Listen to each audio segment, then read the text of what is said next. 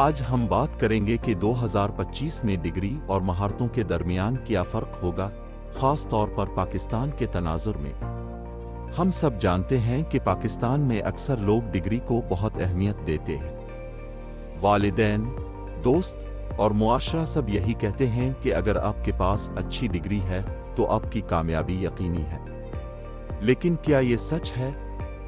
آج کل کی دنیا میں مہارتیں بہت زیادہ اہمیت رکھتی ہیں۔ آپ کے پاس اگر کوئی خاص مہارت ہے تو آپ کو نوکری ملنے کے امکانات زیادہ ہیں، چاہے آپ کے پاس ڈگری ہو یا نہ ہو۔ مثال کے طور پر، اگر آپ کو کوڈنگ آتی ہے تو آپ دنیا کے کسی بھی کونے میں بیٹھ کر کام کر سکتے ہیں۔ یہ بات پاکستان میں بھی آہستہ آہستہ سمجھ میں آ رہی ہے۔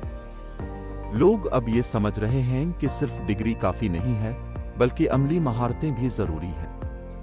دوسری طرف، ترقی یافتہ ممالک میں ڈگری کی اہمیت اب بھی بہت زیادہ ہے۔ وہاں کے لوگ سمجھتے ہیں کہ ایک اچھی ڈگری آپ کو بہتر مواقع فراہم کرتی ہے۔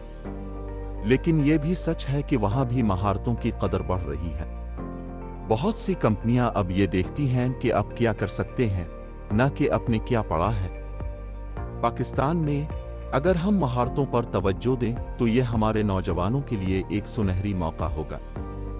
اگر ہم ٹیکنالوجی، ہنرمندی اور تخلیقی صلاحیتوں پر زور دیں تو ہم اپنے ملک کو ترقی کی راہ پر گامزن کر سکتے ہیں۔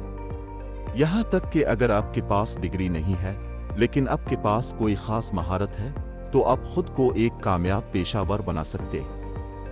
آج کل آن لائن کورسز اور ویڈیوز کی مدد سے آپ گھر بیٹھے ہی نئی مہارتیں سیکھ سکتے ہیں۔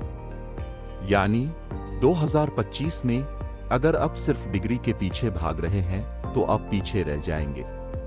مہارتیں آپ کو آگے لے جائیں گی۔ ہمیں یہ سمجھنا ہوگا کہ کامیابی کا راستہ صرف کتابوں میں نہیں بلکہ عملی تجربے اور مہارتوں میں ہے۔ آخری بات، اگر آپ چاہتے ہیں کہ آپ کا مستقبل روشن ہو تو مہارتوں پر توجہ دیں۔